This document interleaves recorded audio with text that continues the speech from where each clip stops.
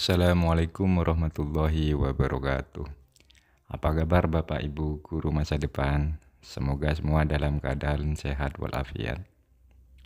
Kali ini kita akan bahas tentang soal yang sering muncul pada ujian PPG tahun kemarin.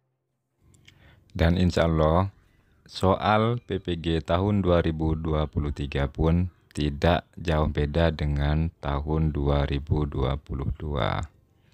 Tapi sebelum lanjut, kita bahas dulu tentang sedikit informasi yang tertera pada laman ppgkemdikbud.go.id tertera tanggal 8 Juli 2023. Dalam edaran tersebut sudah jelas bahwa seleksi akademik akan dilaksanakan pada tanggal 22 sampai dengan 25 Juli 2023.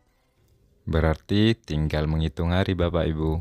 Kita akan melaksanakan tes akademik ataupun yang biasa disebut dengan pretest PPG. Semoga dengan latihan-latihan seperti ini kita bisa mengerjakan pretest dengan mudah serta kita lolos dengan nilai yang sangat memuaskan. Amin ya rabbal alamin. Bagi Bapak Ibu yang baru menemukan channel Guru Masa Depan ini, jangan lupa dukungannya dengan cara klik tombol subscribe serta nyalakan notifikasi loncengnya agar Bapak Ibu tidak ketinggalan saat channel Guru Masa Depan ini mengupload video terbaru. Baik, kita mulai dari pembahasan soal yang pertama. Individu memandang apa yang diharapkan oleh keluarga, kelompok, masyarakat, dan bangsa serta setia mendukung aturan sosial bukan hanya untuk ketenangan, tetapi disadari sebagai suatu yang berharga. Pernyataan tersebut merupakan tahapan perkembangan moral A. Prakonvensional, B. Konvensional, C. Pasca konvensional, D. Interkonvensional. Seperti biasa, saya hitung mundur. Silahkan Bapak Ibu mulai jawab dengan hitungan kelima.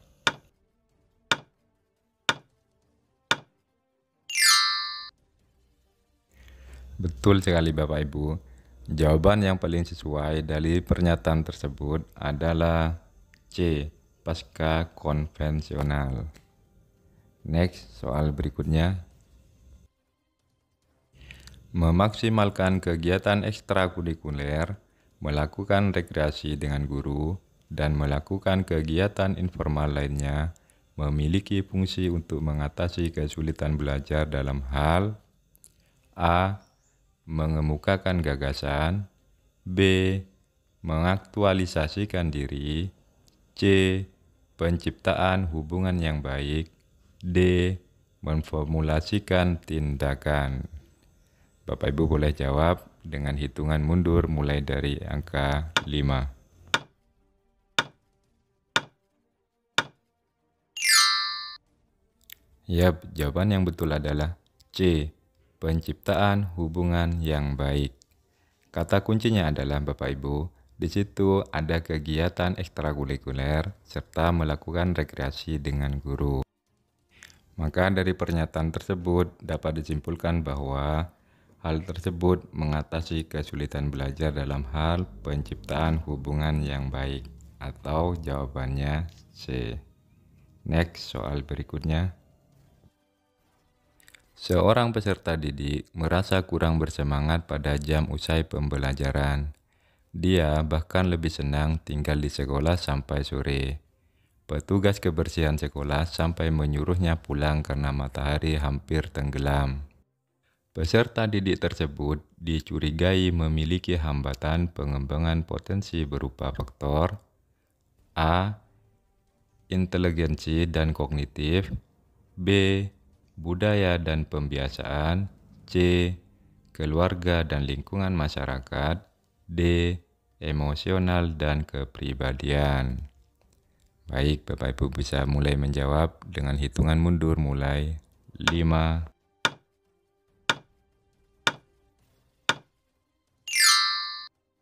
Ya, betul sekali Bapak Ibu. Berdasarkan cerita yang ada pada soal tersebut, Di situ menjelaskan bahwa seorang pendidik itu tidak akan betah tinggal di rumah ataupun di lingkungan masyarakat. Maka dapat dicurigai peserta didik tersebut mengalami pengembangan potensi berupa faktor keluarga dan lingkungan masyarakat. Jadi jawaban yang betul Bapak Ibu adalah C. Next, soal berikutnya. Seorang peserta didik mampu mendengarkan informasi yang disampaikan oleh guru, tetapi pada saat ditanya ia tidak mengerti apa yang ia dengar.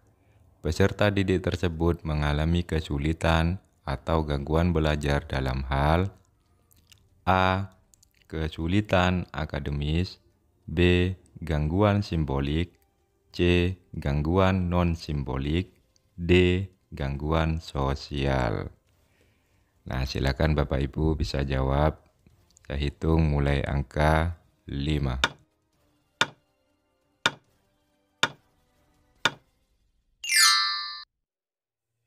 Betul sekali Bapak Ibu.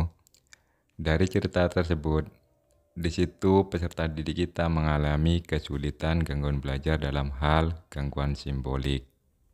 Dan kejadian ini mungkin Bapak Ibu pernah mengalami.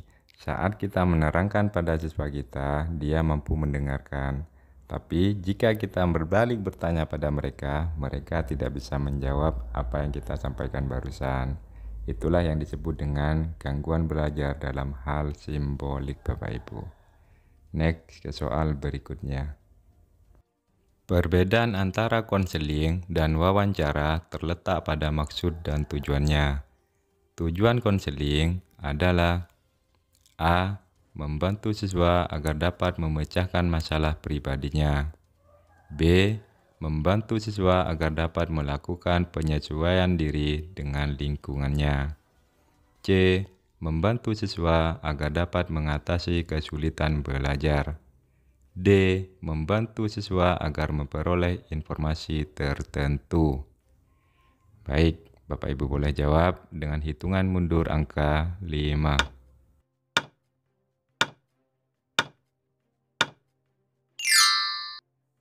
Ya, betul sekali Bapak Ibu. Jawabannya adalah B. Membantu siswa agar dapat melakukan penyesuaian diri dengan lingkungannya. Nah, di situ tujuannya sudah jelas antara konseling dengan wawancara. Bedanya apa Bapak Ibu wawancara dengan konseling? Kalau wawancara, tujuannya hanya menggali informasi pada responden, sedangkan tujuan konseling lebih fokus pada penggalian siswa untuk menyesuaikan diri dengan lingkungannya. Kenapa tidak jawab yang A, Pak? Yang A di situ adalah agar siswa dapat memecahkan masalah pribadinya. Sedangkan guru BK atau konseling lebih fokus pada diri dan lingkungannya, bukan hanya fokus pada pribadinya. Lalu yang C, Pak? Yang C membantu siswa agar dapat mengatasi kesulitan belajar. Ingat Bapak Ibu, yang dipanggil oleh guru BK bukan hanya anak yang kesulitan belajar saja, melainkan anak yang nakal juga akan dipanggil oleh guru BK untuk diberi bimbingan. Nah, berarti jawaban yang C kurang sesuai. Sedangkan untuk yang D, itu sudah jelas tujuannya dari wawancara. Oke, next ke soal berikutnya. Namun sebelum lanjut, jika video ini bermanfaat, tolong bagikan pada teman-teman agar mereka juga bisa mengerjakan pretest PPG tahun ini, sehingga kita semua bisa lolos dengan nilai yang memuaskan. Bagi Bapak Ibu yang baru menemukan channel ini, tekan tombol subscribe dan notifikasi loncengnya, agar channel ini bermanfaat untuk kita semua. Terima kasih. Kita lanjutkan pada soal berikutnya. Teori ini memandang belajar sebagai hasil dari pembentukan hubungan antara rangsangan dari luar atau stimulus dan balasan dari siswa atau respon yang dapat diamati. Semakin sering hubungan atau bond antara rangsangan dan balasan terjadi, maka akan semakin kuatlah hubungan keduanya atau law of exercise. Teori belajar yang dimaksud adalah A. Behaviorisme, B. Humanistik, C. sibernetik, D. konstruktivisme. Silakan Bapak Ibu bisa mulai jawab dengan hitungan mundur angka 5.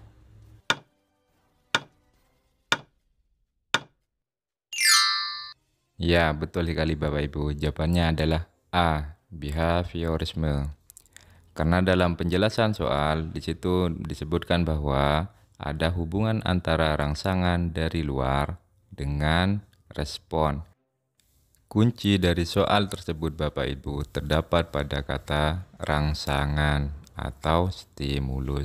Sehingga dapat disimpulkan bahwa teori tersebut adalah teori behaviorisme. Next, ke soal berikutnya.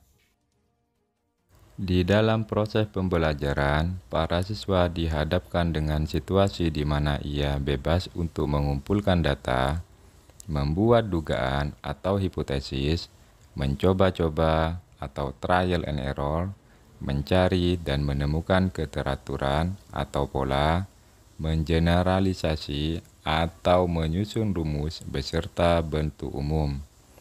Membuktikan benar tidaknya dugaannya itu, hal ini merupakan penerapan teori belajar A. Sibernetik, B. Humanistik, C. Behaviorisme, D. Konstruktivisme. Sekarang Bapak Ibu bisa jawab dengan hitungan mundur mulai dari angka 5.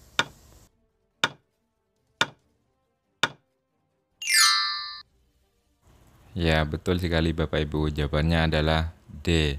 Konstruktivisme. Kuncinya Bapak Ibu, dalam kalimat yang ada di soal adalah di situ dijelaskan para siswa mulai dari mengumpulkan data hingga melakukan uji coba sampai akhirnya bisa membuktikan benar atau tidaknya dugaannya. Next, kita ke soal berikutnya Bapak Ibu.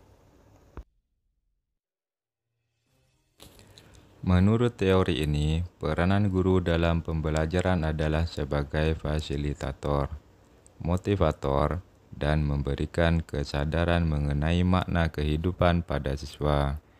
Teori belajar ini berusaha memahami perilaku belajar dari sudut pandang pelakunya, bukan dari sudut pandang pengamatnya. Teori belajar ini adalah A. Humanistik, B. Konstruktivisme, C. Kognitivisme, D. Nativisme. Bapak Ibu bisa mulai menjawab dengan hitungan mundur angka 5.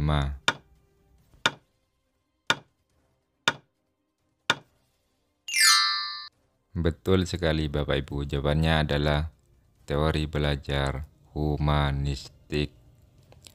Humanistik itu sendiri artinya adalah Bapak Ibu, teori humanistik ini adalah sebuah teori belajar yang mengutamakan pada proses belajar, bukan pada hasil belajar. Teori ini mengemban konsep untuk memanusiakan manusia, sehingga manusia atau siswa mampu memahami diri dan lingkungannya.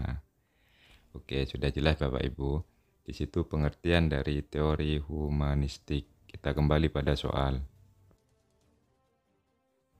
Pada soal dijelaskan guru hanya sebagai fasilitator dan memberi kesadaran mengenai makna kehidupan pada siswa itu sendiri.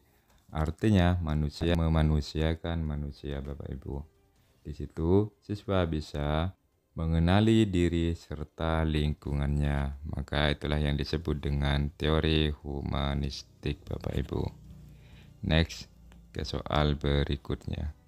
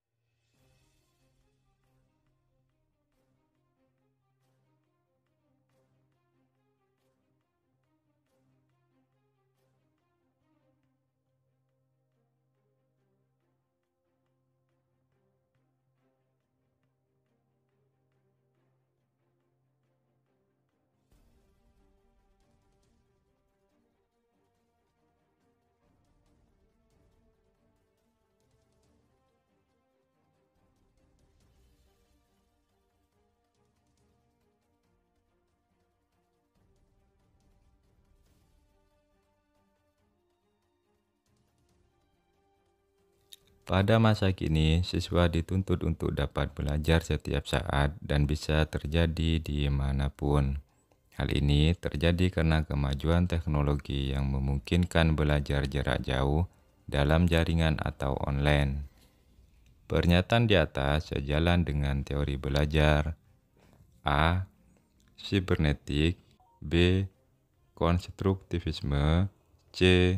Behaviorisme. D. Kognitivisme. Silakan Bapak Ibu mulai jawab dengan hitungan mundur angka 5.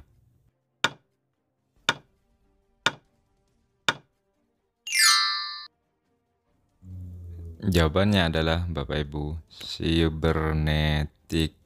Sibernetik itu sendiri apa pengertiannya? Coba kita lihat bersama pengertian dari teori sibernetik. Teori belajar sibernetik merupakan perkembangan dari teori belajar kognitif yang menekankan peristiwa belajar sebagai proses internal yang tidak dapat diamati secara langsung dan terjadinya perubahan kemampuan yang terikat pada situasi tertentu. Baik, kita kembali pada soal Bapak Ibu.